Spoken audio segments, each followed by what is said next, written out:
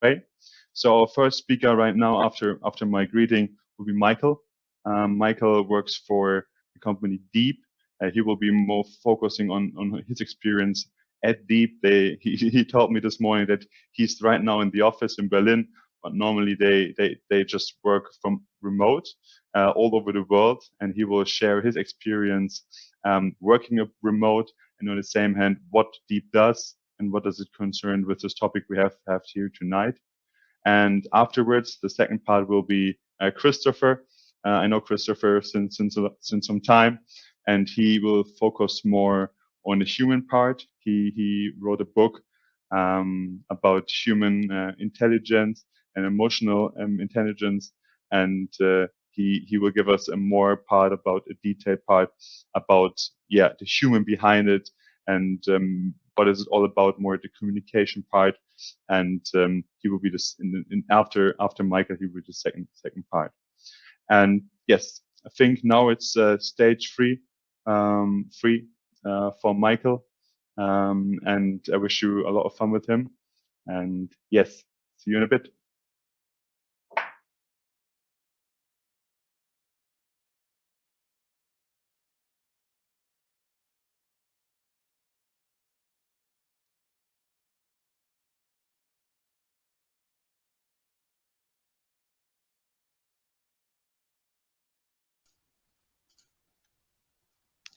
So, hello everyone. Nice to meet you all. And Merlin, thanks for the introduction. Let me start by sharing my slides, which at the moment doesn't really work. So, Merlin, I think you have to give me access to the stage. You're still presenting. That means I can't share my slides, so maybe we need to fix that. That looks much better. Thank you so much.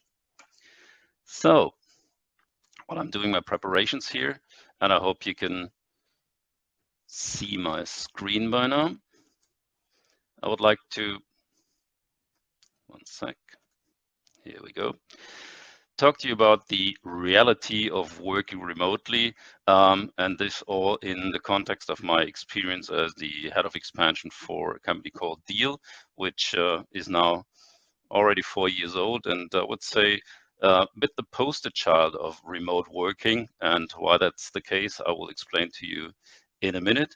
But briefly, as I made the experience in the last 6 months, Deal is not as well known in the German-speaking countries as we would like it to be. So I would like to give you a very brief overview of what we're doing. And in fact, what Deal is doing, we on one side enable other businesses to actually make use of remote work opportunities. On the other side, we really embrace remote work for ourselves. So we eat our own dog food in a way, if you will.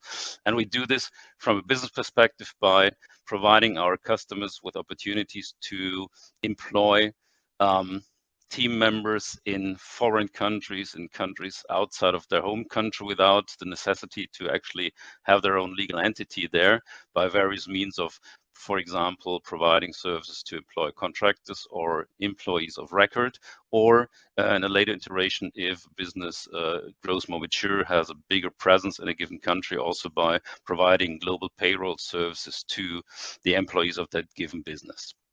We do this around the globe in more than 150 countries with in-house experts that provide the knowledge and the services to our customers and really enable them to reap the benefits of a global workforce and tap into sources of talents around the globe wherever they are available. Yeah, it's a broad range of products and services that we offer, and I don't want to go into too much detail here because that would alone take potentially an hour. But as I mentioned, we really help companies to faster grow internationally, and this could be businesses from scale of 5 to 10 employees that want to go international, up to the very big businesses of this world that want to explore new countries, want to think about workation models or supporting the expat initiative. So there's a broad range of products and services that all target a remote and global workforce. And this is where that's the idea, the concept that Deal was founded with, and actually the guiding principle for us as a business, and something that made us quite successful and helped us to win a lot of customers around the globe that actually use our service. In the context of today's event, I would like to point out potentially Klarna and Revolut being two quite successful fintech companies that use a wide range of our services globally and actually use them to grow faster and with less friction into new countries, or use us to streamline operations in certain countries where they already have a significant presence and run payroll and adjacent services then in a more streamlined and more efficient way.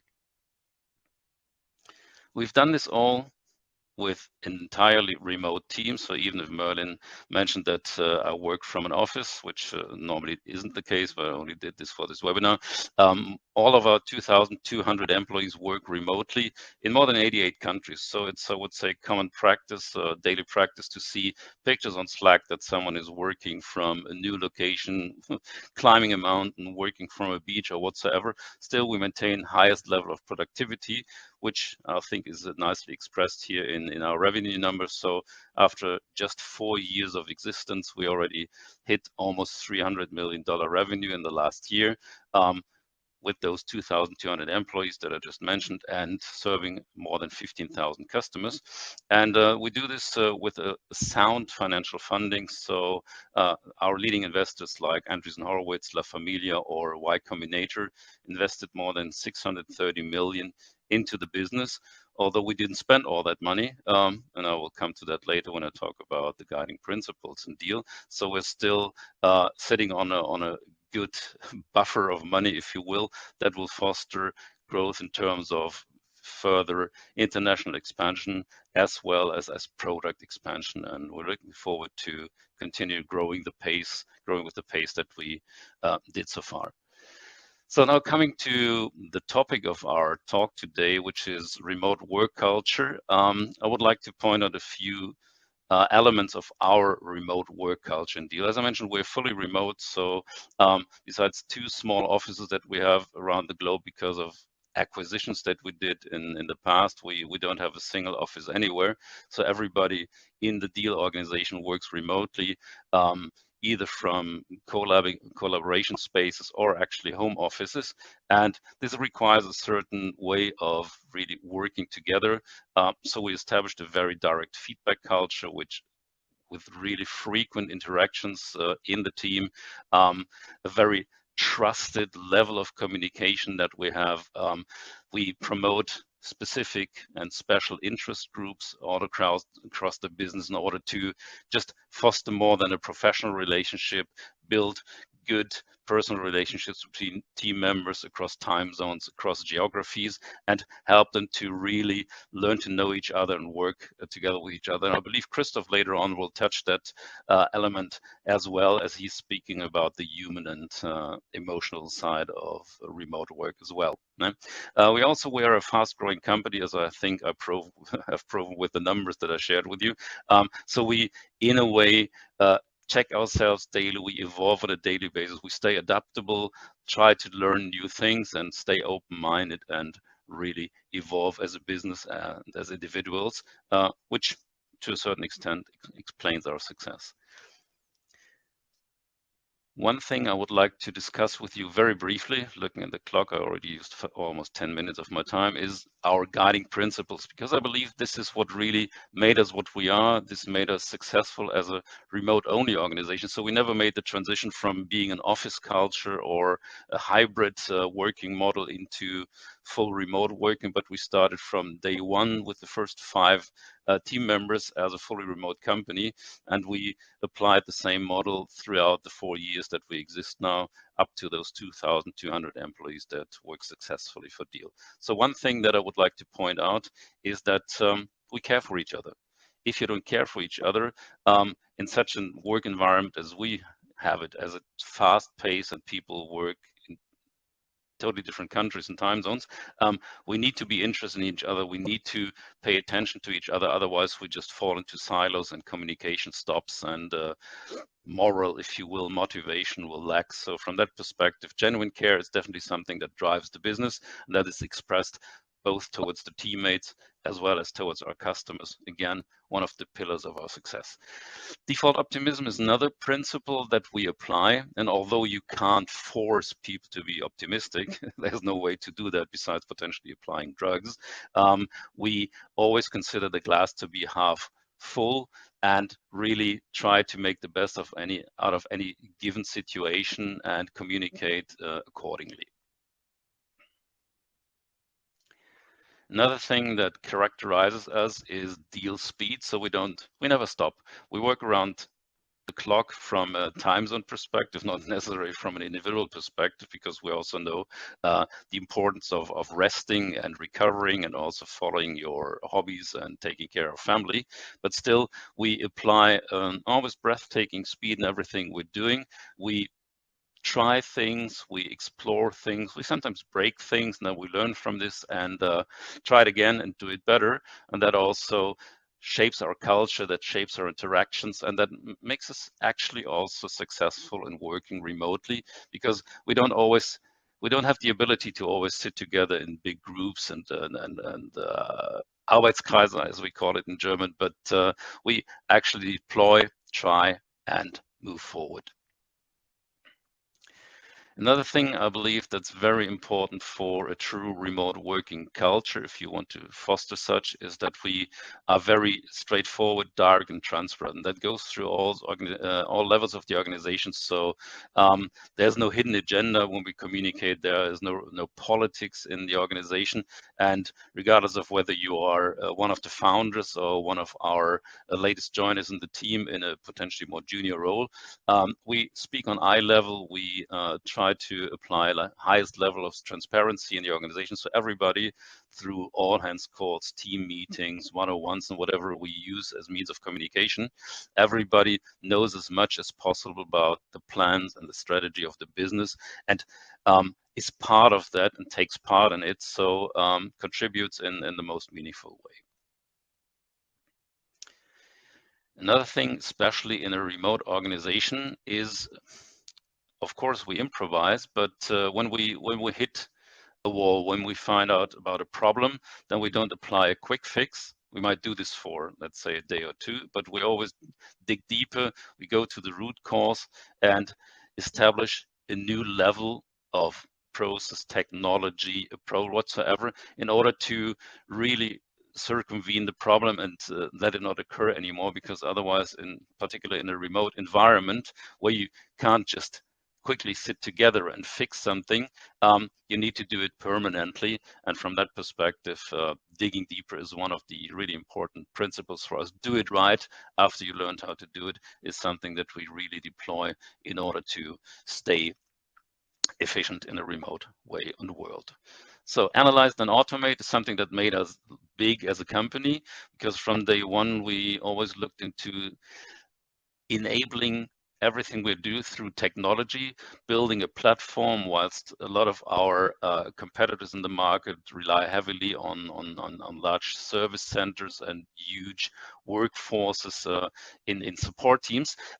We deploy knowledge and processes through our platform, make this accessible globally, and in this way create a repetitive, reliable environment that really drives automation and scalability to a much higher extent than I've seen in other businesses in the market.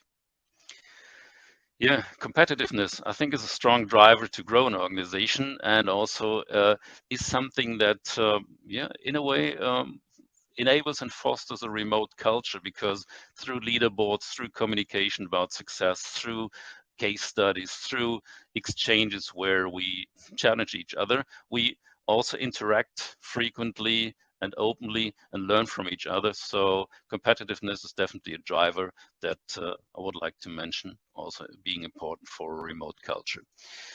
Yeah, then we're almost at the end of the list of principles that we apply here, that we live to in Deal. Organize and share. If we are not able to share knowledge across the organization, if we don't have tools for that, if we don't have the attitude that we want to share and transfer as much as knowledge as possible in the organization, we will fail because they will work in silos. So from day one of our inception, we always deployed means, tools, and foster the mindset that helps to share and yeah, as I initially mentioned, also care, and that makes us efficient and actually successful in a remote environment. So last not least, something that I believe is potentially a bit more specific to deal. I wouldn't necessarily say this is a key principle for a remote organization, but something that helped us to grow fast and be very independent from our investors is what we call thoughtful frugality. So deal doesn't waste money, to say it this way.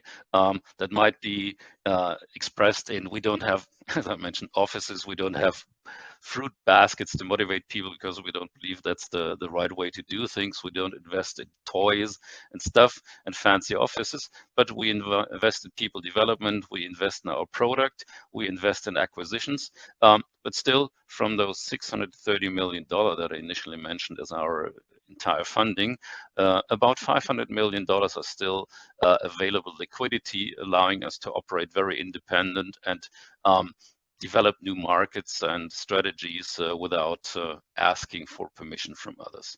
So from that perspective, something that shaped our organization, our culture very much. So the last 2 minutes of my talk, I would like to focus briefly on the remote tool stack that we use to actually enable remote working across the globe and across time zones. And the tools that we use are, I think they are quite obvious, but might still be helpful to mention them. So one very important tool that we use is Slack in our case, but of course there are also other instant messaging tools. For us, it's very important because it enables asynchronous communication. It allows us to join in interest groups, projects, or business units. And also, as we have deployed several integrations with other tools, it allows us to seamlessly integrate things like performance management, time and attendance functionalities, PTO requests. And from that perspective, helps us to stay in touch with each other. We also have deployed a tool that matches colleagues in one-on-one situations around the globe for brief coffee chats. So regardless of whether you're an engineer working in Brazil or a sales rep working in Korea, we meet each other frequently on a bi-weekly basis, have exchanges, and I get paired by the system in order to build additional relationships, learn about the working situation, the challenges of colleagues in other countries. And from that perspective, this is definitely one of the irreplaceable tools in our organization.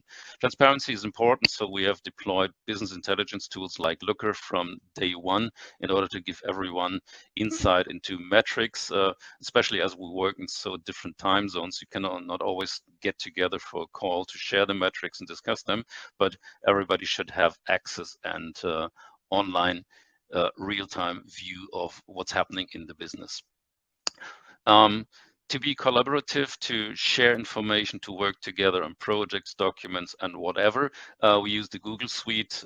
It's in our view the best tool that helps us to really stay in touch, work on our proposals, business documents, whatever you want, white papers, and so forth. We also made the experience that email and instant messaging are not the right tools to actually work on projects, to resolve internal tickets, work on escalations, help people to get access to a specific piece of software and so forth. So we have deployed Jira in order to have a proper ticketing system that helps us to really track where we stand with individual initiatives and then measure the progress there, and also escalate if something doesn't go with deal speed as expected. Last but not least, and that's something we currently use as well, video conferencing software. It's something we need, we use on a daily basis.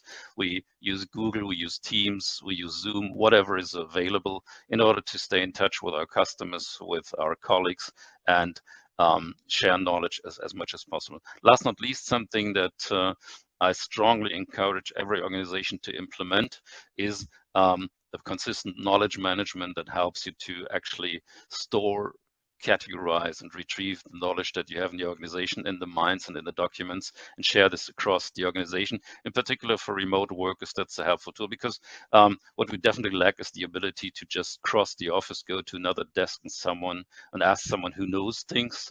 We'd have to rely on more organized sources of knowledge, and knowledge management is definitely the topic, the tool for that. Yeah, and very, very quick last slide here. My quick tips for working fully remote and being successful in such an environment is, first and foremost, over-communicate always. You need to share all the time. You need to involve people. You need to talk to people, because otherwise there is no source for your remote colleagues to learn about what you are doing, what is happening to you, what you think is important for others. And that also leads to, yeah, if you onboard new joiners to your organization, do it fast and let them interact. So send someone into their home office with just a long repository of videos to consume, and online content isn't enough. Let them immerse themselves in the organization, let them interact with colleagues, and let them embrace the culture. That's something that makes people successful and bring them on board quickly. Third thing, make people meet, even if that sounds a bit contrary to working remotely. We've definitely, based on surveys that we've done in the organization, found out that people long for physical meetings. So even if we don't need offices, even if we don't need to meet on a daily basis, we definitely support team meetings on a national, international level. We, in larger, in countries where we have a larger population, in cities where we have more people working for deal, we usually have we work vouchers, we have collaboration scenarios where people can meet and greet and exchange and work on projects together. That's definitely something that is important to bear in mind. Only hire the best matches, means people that can embrace a remote culture. Christoph will talk more about this later on, so I don't touch this in detail. Use feedback tools. I already mentioned we use Slack, we use polls in Slack, and also integrations into Slack. But of course, there are other tools as well. But learn from those people in your organization that are not really outspoken, that are not comfortable in raising their voice in an all-hands call with 500 participants. But give them a voice, learn what they are concerned about, and respond to that as well.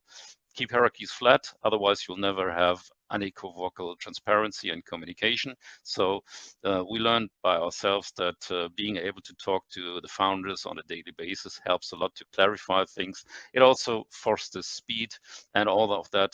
Don't do it half-heartedly. If you go remote, go fully remote. It's not like you can do it for a month and then return.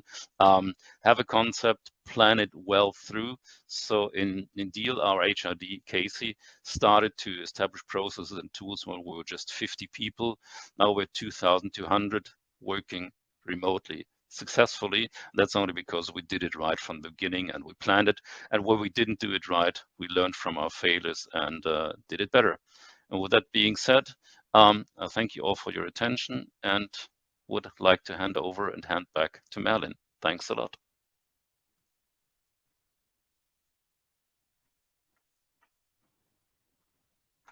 Well, thanks a lot, Michael. Was really interesting to get an insight into such a modern remote working successful company. And on the same hand, this little tips and tricks were really nice at the end. For I think really important even for organizations they're not working remote. Could be a play for all, especially for being remote. And yeah, was really nice. Thanks so much for your talk. And yeah, now I would I'm really happy to hand over to the next speaker, which is Christopher. Now being more really on the human and insight emotions. So yeah, stage free for Christopher. Thanks so much. Thank you very much, Merlin. Yeah, first of all, I'd like to thank all of you for taking your time, for your valuable time, and joining us today. I want to thank Merlin. As he said, we've been working together in different areas, and he's been extremely professional in our work together. So thank you very much. And I'd also like to thank the person with all the power behind here. I'm sure she's laughing already. Lore, thanks for all the work you've been putting into this. And yeah, I'd like to get started. I'm going to share my screen with you, see if that works a bit quicker than last time. But before we get started, I'd like to share with you, the idea of why we came together and what we're going to speak about today. So the human component and what that is basically the response of the human at work, being with all these new changes of company culture and remote working, and how the human has been responding so far, before COVID and after COVID. And please do understand that in order for me to talk about all these topics, I have to keep it as generalized as possible, as obviously it's a very complex topic that it cannot be talked about in 20 minutes. But the idea of that we had is to create awareness and just create that bubble, that thought bubble in your head of this area that we should be focusing on. And we have not been doing it very much in the past. And now with COVID, I've been hearing around from recruiter companies, from different companies, and from ourselves that it's something that's really, really important. So let's get right to it. And to get to understand why I chose this topic and where I'm coming from is you have to understand a bit of where I'm coming from. I think in my life, there's two pillars that have constructed the foundation of who I am today and my approach to work in a remote way, and the approach to the human contact, to the human component in work. And to understand that, you have to know that I grew up very internationally. I was born in Guatemala. Don't know if you've ever heard of it. Beautiful country, by the way. And through my mother's work, we traveled a lot, and she wasn't really asking. And we moved around a lot. I was in 8 different schools before I graduated high school. I know what you're thinking. Christopher must have been really bad at school, and you're not far from reality. But no, let's say I was an average student, but I was always facing, the new situation. You're in a new country, in a new school. You're always the new kid that goes out in front of the class. And my sisters and I had a similar situation, and we had different responses. For me, it took a little bit longer. My younger sister came out with a best friend on day one.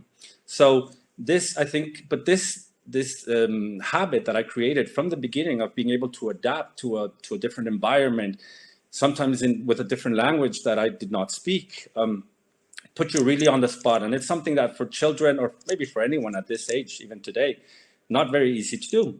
So, but this is one of the main, I think, my childhood, my upbringing was one of the main foundations that has helped me in business today, especially adapting to new situations like we had in COVID.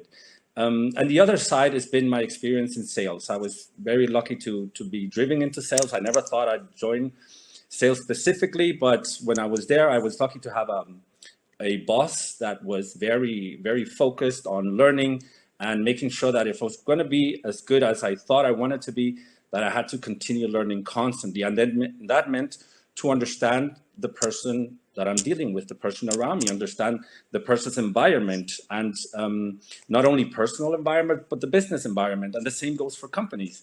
And if you go into biology, they'll tell you that cells are what you look at, but when there's a change in the cell, they ask you to take a look at the environment first before you take a look at the cell, because the environment is the one that is shaping it. And this is the same for us as human beings.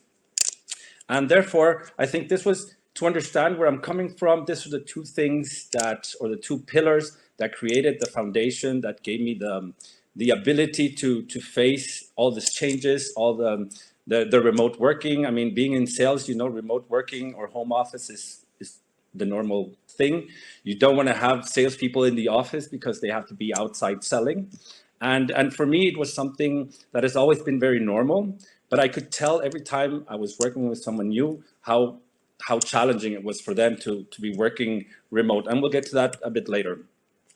So to give you a specific example on why this human component was always so important to me and why I put so much focus on the people that I work with, the human behind the real work, is I was very lucky to work with a lot of consulting firms. And, consulting firms are experts in Excel spreadsheets. They are the kings of spreadsheets, if you ask me. They can turn a simple spreadsheet into something amazing. And in this specific project, we were looking, we took the entire day, the entire task of an entire day of our employees and timed their task. And what the goal was is to create more time to implement a different process and create more revenue for the company. So instead of getting new people to take care of that area, we were thinking, why don't we just take some time off these tasks, which you still have to do completely, and add an extra hour that will give us more revenue.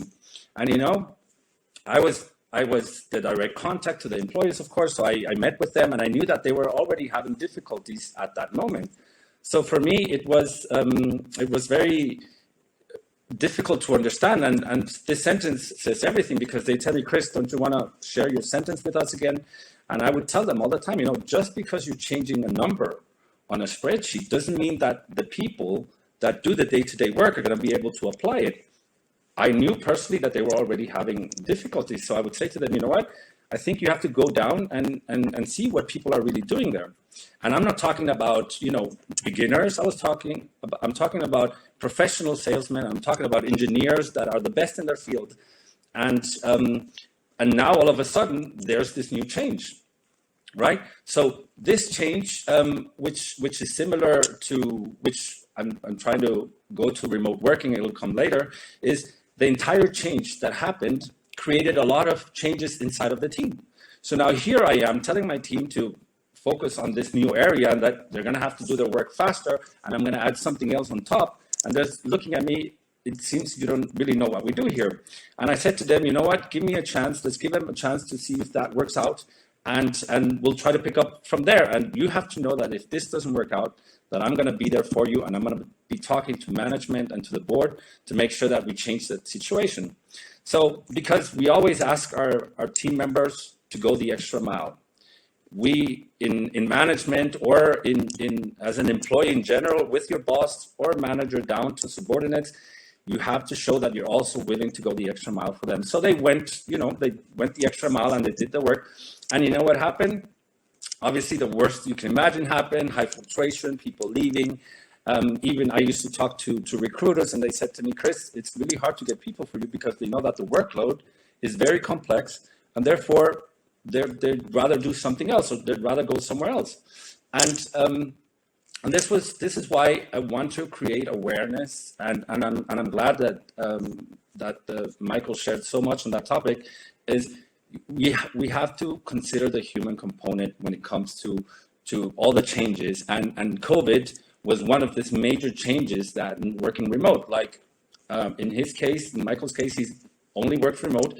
I'm assuming the entire team was chosen for that specific work. But there's so many people, you know, that want to work from home, but they're not suitable for working from home. You need a specific discipline. You need time management. There's so many things that you're not used to, even if that's what you want to do. This topic could get really complex, but if you weren't used to working remote, COVID surely came and took everybody by surprise. And there's a lot of people, and this is why I want to focus on the human component. You have to imagine, take two 30-year-old women, one single, one married. The single one maybe has a small apartment wherever she lives and is having difficulties working from home all the time. And then you think about the married 30-year-old that has the husband probably working at home as well. Now the kids are not going to school. And I'm just saying, okay, this is not a change that we had in our hands, but many of the new changes, the remote working, the company culture that we're inviting our employees to go into are choices made by the company, some made by governments, but mainly by the company. And what I want us to do is to focus and really be aware of the human component. What does that mean for the individual? What does he go through in their individual situations? And yes, you can't really, if you have 100 people in your company or in your team, you can't go through the emotional side individually with all of them. But it's something that we have to be aware of. And that was what drove me to write the book in emotional intelligence. I'm not going to get too much into it, but the idea was, you know, it was almost impossible to oversee the difficulties people were having emotionally facing this new situation. So I've been in psychology for, let's say, 22 years now. I've read hundreds of books, and it's been really a difficult adventure that never ends, by the way. It's not, you don't reach an emotional stability that is final and you're perfect. if you ask my wife, she'll tell you I'm not very good at it sometimes. So it's something that you have to be aware though and put it into practice, because if we're not aware of it, there's no way we're going to be able to apply it correctly. And to understand what emotional stability means at this level is, it's created by your entire environment. We go back to the cells, and in our personal lives, the private and the business environment are the biggest ones.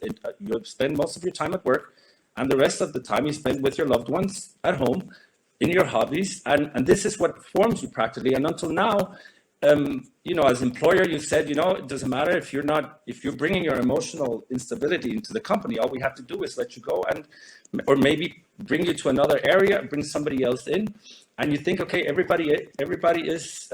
Christopher, quickly, yes.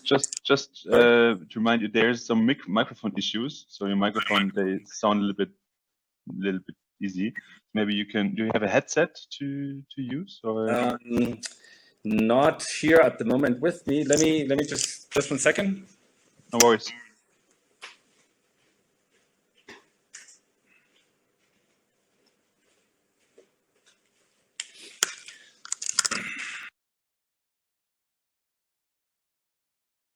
No.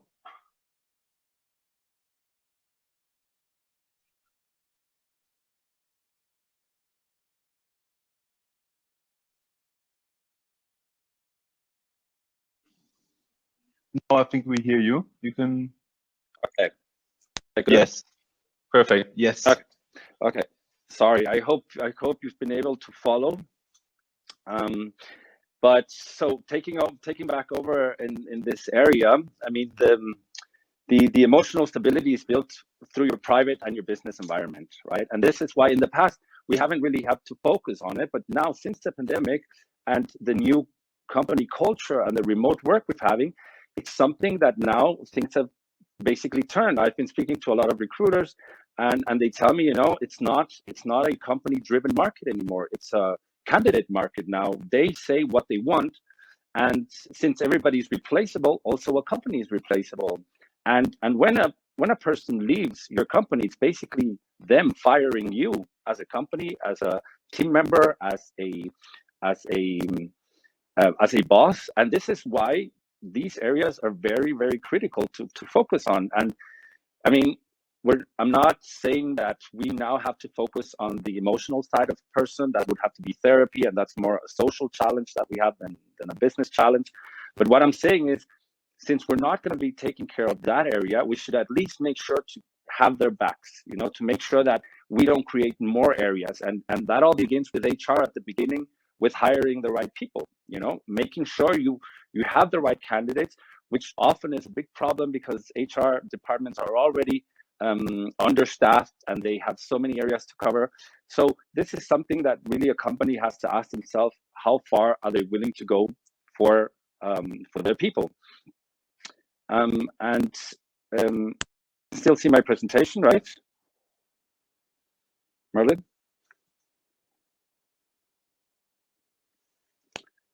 Okay, I'm gonna take that as a yes.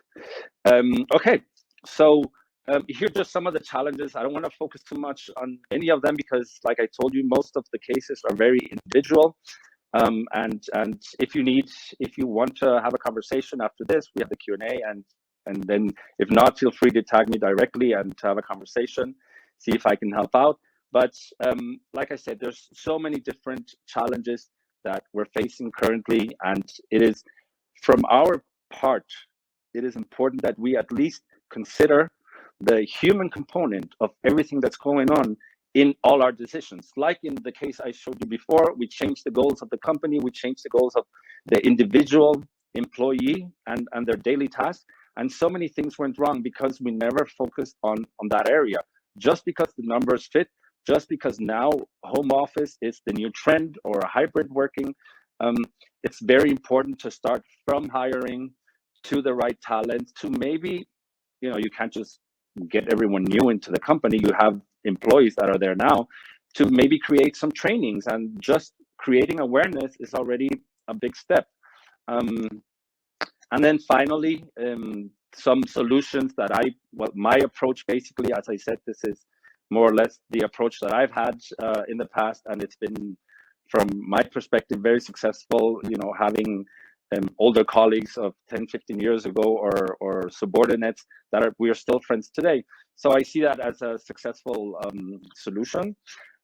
First of all, you know, some of them were mentioned by Michael, but having extremely clear goals on what your goal is of remote work, how you're going to approach this, adding the human touch, you know, before make those decisions and make sure that you have a team together, the right people together to make that decision, and see how you can follow it, create surveys, as Michael mentioned before. That is very helpful so that you actually are applying, if possible, obviously, what your employees are looking for.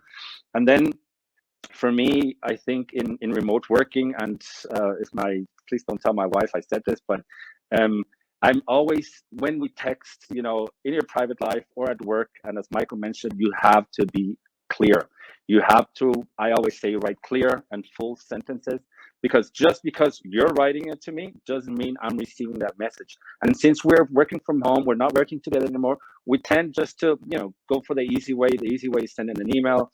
I don't have to pick up my phone, see if maybe he's busy, and so on and so on. The person will respond when they're ready.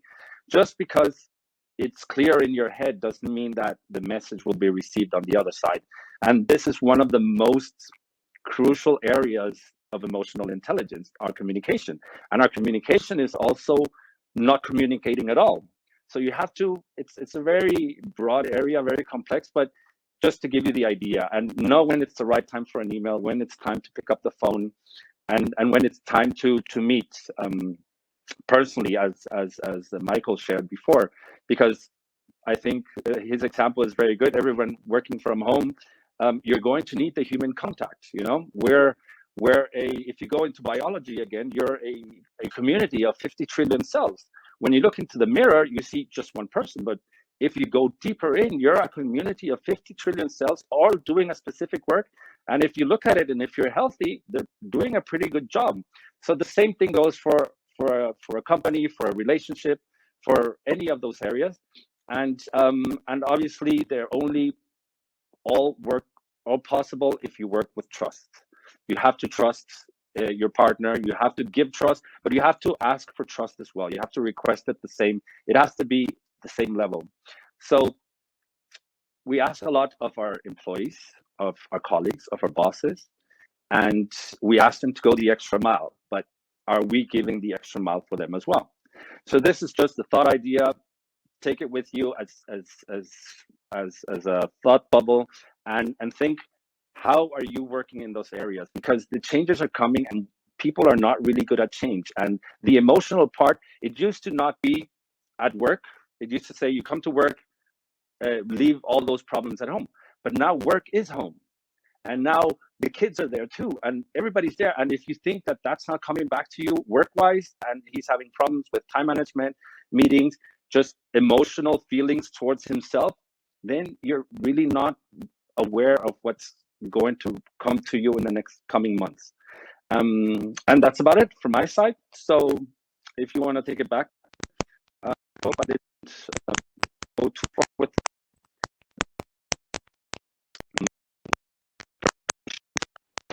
Oh, thanks so much, Christopher. Sorry for some parts being not really so easy to understand due to some microphone issues. Maybe we will fix it until to Q&A. But it was a really interesting talk, nevertheless, Christopher. Especially the trust part really gave me some.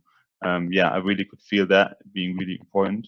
And communication is key.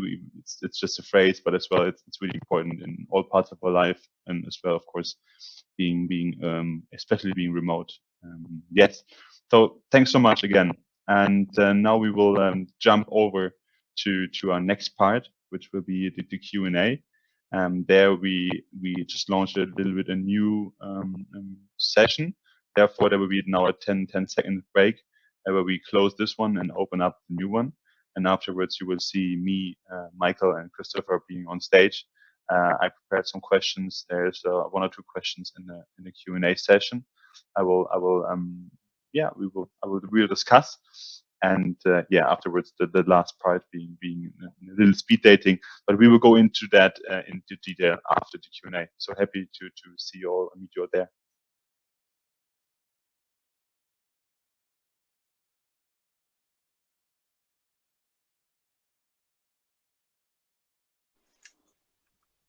So yes, now all we are united on stage.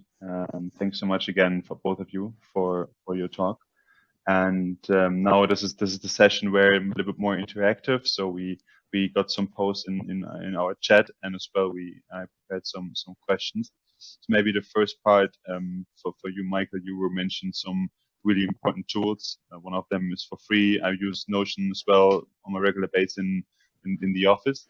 But on the other hand, there's some who must be really expensive for some startups being in the first stage, and there's a lot of costs. So maybe there's an issue with all of these different really nice but and useful, but on the same hand really, like, what can I say, expensive ones. So what do you say, what is the most important one when we just narrow it down to the key bone? Or on the second hand, what would you do when you say we have a cost issue on this point? Yeah, I mean, there are two ways to approach this. Of course, you can cut down the scope of tools that you deploy, but what I've seen more and more in the market is that you do proper license management and find out which people in the organization actually use which tools and only give those access. But if I really want to answer your question, I would say first and foremost, we need to have collaboration tools in place in order to actually facilitate the exchange between all the team members around the globe in different part of the organization. And although I'm passionate about knowledge management, you can do some of that already in most collaboration tools. So, I mean, every organization grows with Slack and starts with having loads of channels. They're typically something like product channels and so forth.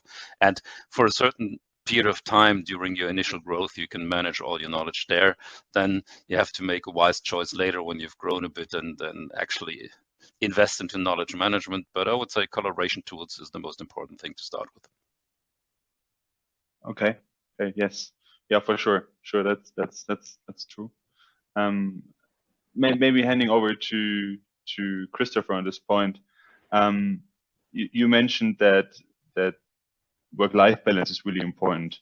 And that was one part of yours. And for me, when I work at home and I work remote, this is like really like tough, because then the work is at home, and now I starting having my coffee, and then I'm on a laptop, and there's not really a transition driving home with a bus and being then at home.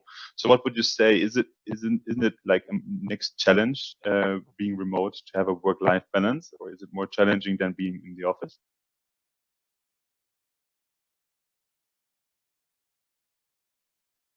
Oh, I think we can't hear you. Let's see. Maybe there's 3 dots. You can see the view.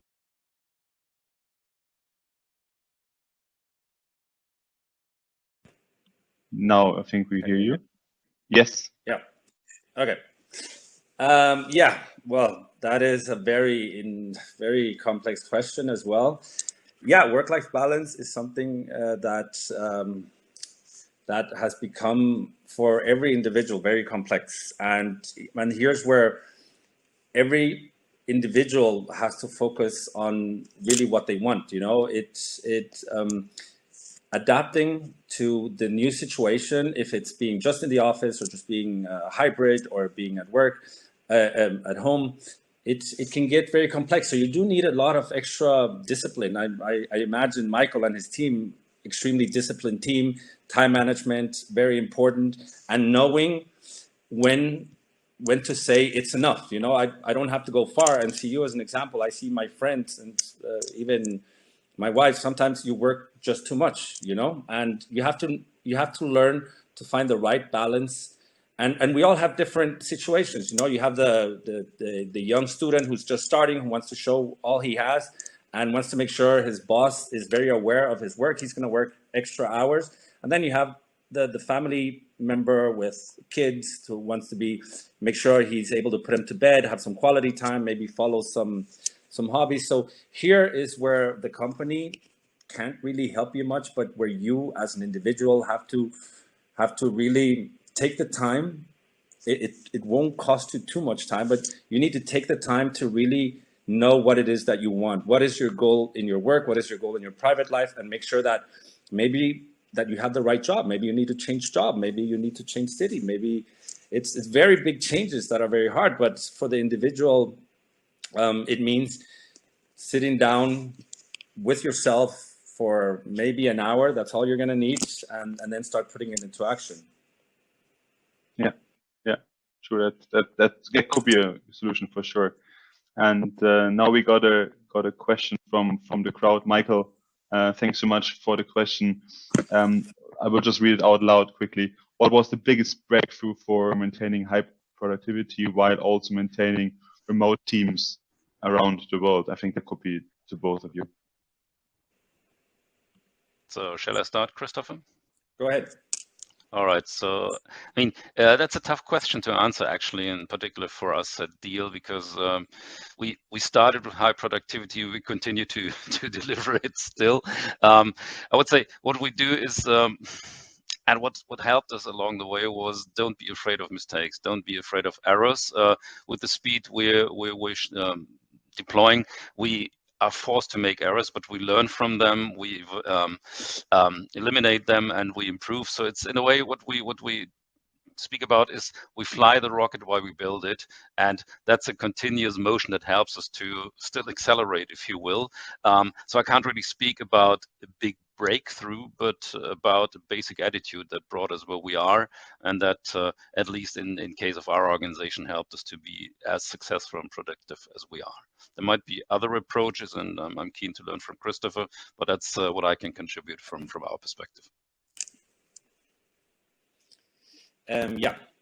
Thanks. And I'm gonna follow up on what you said, because I totally agree that making those mistakes early enough means that you're being productive, means that you're taking a shot. And this is how we've gotten from 500, 1,000 years ago to where we are today. We've been, just look at Windows. You send it out, it's not good, and it's you're correcting, but at the same time, and it's something that I think startups are not looking at very intensively because it costs money, is you should also buy yourself knowledge. There's enough knowledge out there to not make all the mistakes that you're making.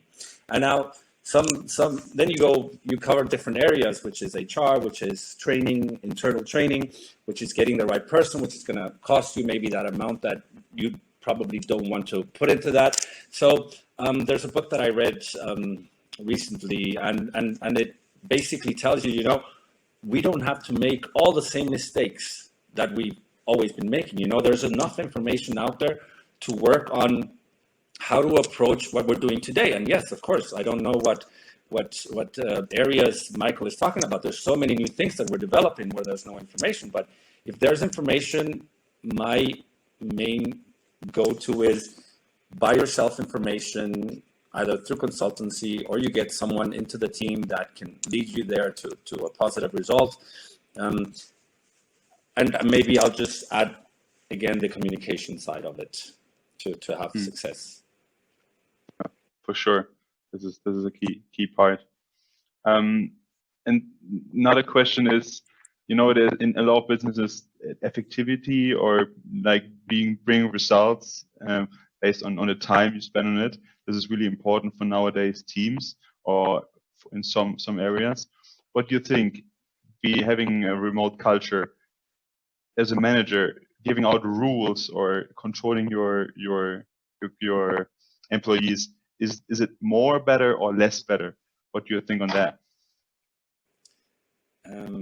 If you want to go, Michael? Personally, yes, important. But this will also depend on your approach as a manager to your entire team, to the work that you're doing. So for me, I'm more a friend of giving trust, but I make sure that the training that I give is at the level of what I expect, because I can't just, what happens a lot is you start a new job. This is expected of you. I've seen this many, many times. And all of a sudden your boss is like, why are you doing this? Why didn't you do that? You're supposed to do this. And if there's not enough clarity, and that has to begin with the management from the top down, to make sure that the employees are very clear on what their main focus is. And it's something that I've seen very often in this past years, and that I try to avoid personally. Not that I don't have any issues in that area, but I try to take the time to make sure that the knowledge level of the entire team is where I want it to be, to then make sure to be able to say, I trust you, you have a certain amount of time to finish this task. We all know what we do in our area, and that has always proven, in my perspective, very, very effective. So. Yeah, I would only briefly add to that. I mean, if you want to have adults working for you, treat them as such. So if you micromanage people, you will not get results. You will just get evasion and a lot of work on yourself. So I'm more a friend of, as we started our conversation, establish some guiding principles, live by them. So you can only practice what you preach, and the reverse of that. And then give people enough freedom to, move with the necessary speed forward, help them when they fail, but don't make this some bad example, but learning experience. And I think that's the best approach. Okay, I understand.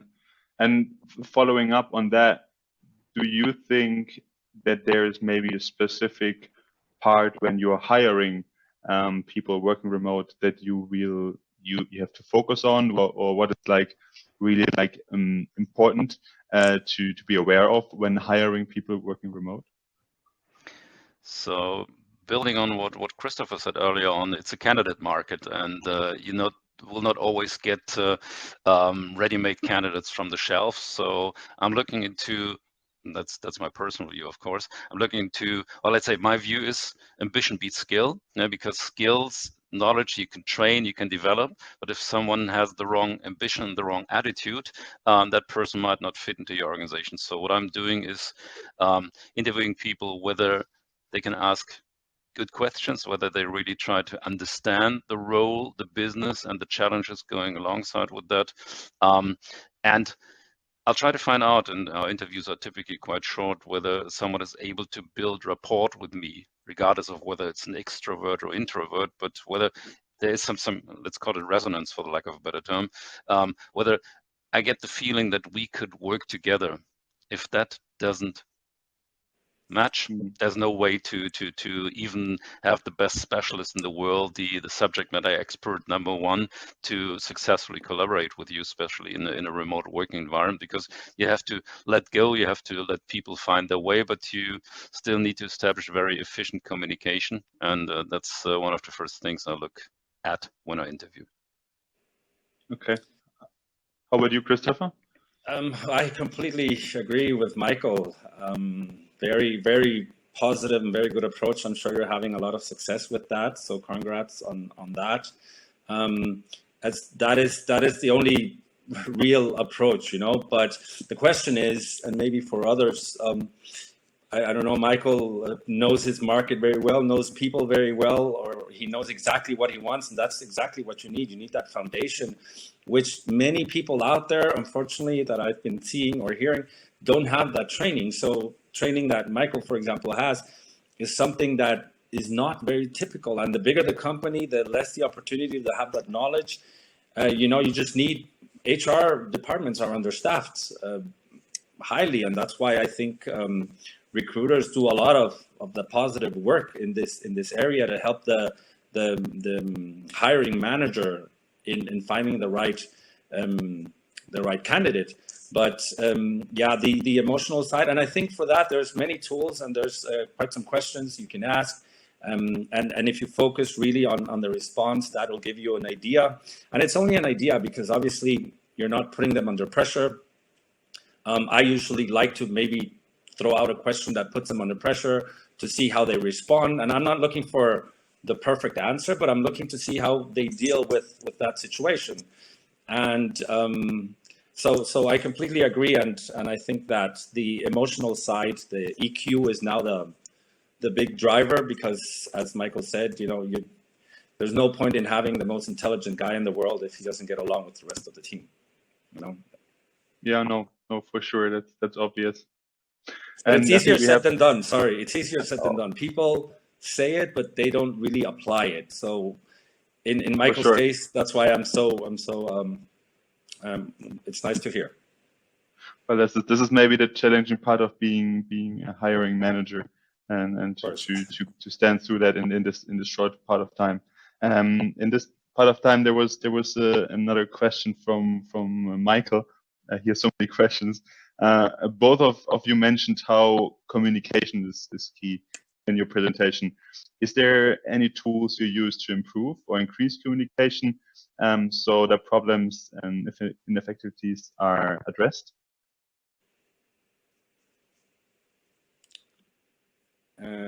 Okay, I'll go first. Tools, not per se, but I do have a specific approach that I like to use the whole time when I'm working. I'm very close to whoever's working with me, being a team, being a boss, being subordinates. I'm always very focused on the individual, make sure that he knows or she knows that I'm very aware of them, that I'm very aware of the job they're doing, and that I have very clear expectations. You can't, like some of the cases I mentioned before, you can't ask your subordinates why this wasn't done when they don't even know that was a topic. And I know it sounds crazy, and I know it sounds like people don't do it, but I've seen it more often than you can imagine. And these are the areas that I try to avoid to make sure that communication is kept at the highest level. And I don't mind picking up the phone. I don't mind making time to talk to anyone. But tools per se, maybe no. But I go a lot to the human side of the role. Let's say it's not just a role for me; it's a person behind it. It has certain emotions, and I like to, make them feel like that I'm aware of everything, that I am very focused on what they're doing, and to give them the right motivation, and in cases of success, also give them the right credit that they deserve. Going the extra mile for them. So that's probably my best approach. Difficult to add much to that. Maybe one thing. So I'm also not so much of a tool user here, potentially more like a process or principle user. One thing that I typically do in my one-on-ones, which helps to set the scene, open up conversations, is just an initial question. What's on your mind? That's a very open question that brings people to talk. And then you can definitely branch out in specific issues that you want to address or that come from your counterpart in that conversation, and it facilitates an open conversation. Yeah, that's one thing. And if I go into more structured conversations, then I use a framework that I acquired in one of the numerous trainings that I was exposed to. That's called the REX framework, which consists of you structure a task, a job profile, collaboration into results and efforts, as well as knowledge and skills. So you can always see what people know in terms of, do they know what results they have to achieve? Do they know, or do you, are you able to measure whether they put the right efforts into their approach to deliver those results? Do they have the formal knowledge to actually cope with their job? And do they deploy, do they actually use that knowledge in terms of applied skills to then achieve those results? No, that was very condensed, but it helps a lot to structure conversations, in particular when it goes around we don't achieve what we want to achieve, where are the reasons, where are the root causes for that? True. Yeah, I understand. Maybe a personal question coming to the end of this Q&A session. You both worked in offices for sure. What was for you moving into remote working conditions the most challenging part, and how were you able to solve these issues? Maybe I start, Michael, if you don't mind, as mine is pretty quick. Although I think the maximum that I've had was working hybrid. So I was always very, in sales, you're expected to be moving around and not from work. So your day starts already at home. You do your first emails before you leave the house, and you're traveling, hopefully. But I think from a perspective, and what happened with COVID is now I was sharing that same space with my wife that also works and has plenty of things to do. So, but I think, and the same way that I've mentioned before, how important communication was then to make sure that we in our spaces that we use the time wisely, that we're very considerate to each other. And that'll all depend on the individual situation. If you're single and by yourself, obviously you have a different situation than if you're in a relationship or in a family. But since I've been 23 years in sales and most of my job is traveling, I didn't have that many issues coping to our new normal. So yeah. Yeah, so I worked in hybrid situations for, I would say, the last 7-8 years before I joined Deal and went fully remote. Both situations, when you work from home or not from an office, but from whatever environment you are in, for me the problem was finally to find a limit when I stopped working, because on one side, I enjoy the freedom of working remotely, which sometimes gives me just those 20 minutes, 30 minutes, 1 hour over the course of the day where I can do something totally different. Yeah. And I need to catch up with that then later in the evening. But too often I then added more that 1 hour that I lost over the day or invested wisely into other things. So getting that discipline to limit what you're doing, in particular in situations where you work with colleagues in other time zones, and still stick to a good balance of what you invest into work and relationship with colleagues, and on the other side into your family. That was a bit of a challenge for me, but I think in the end I managed. Yeah, I guess so. So maybe to boil it down to 3 tips you would say leaders should do to develop a strong and embracing company culture with remote employees. What would be your 3 top tips? Well, at the risk of sounding like I'm repeating myself constantly, I'm someone who also in my private life have specific, clear, well-defined and thoroughly thought out goals. You have to exactly know what it is you expect from others, what it is you expect from yourself. You be realistic when you go into the detail. Are you considering every single task that everybody has to do? Are you considering the time they have available for that? That is probably one of the most key areas that I really apply to my business life and to my private life. So for me, it's something that is just a key situation. Then once that is said and done, and you're starting to work, then communication again. I think you cannot state enough how important it is to have the right communication at the right time, with the right tone of voice, with the right emotions. It can get tricky in under stress situations, and therefore something that I've always concentrated on a lot.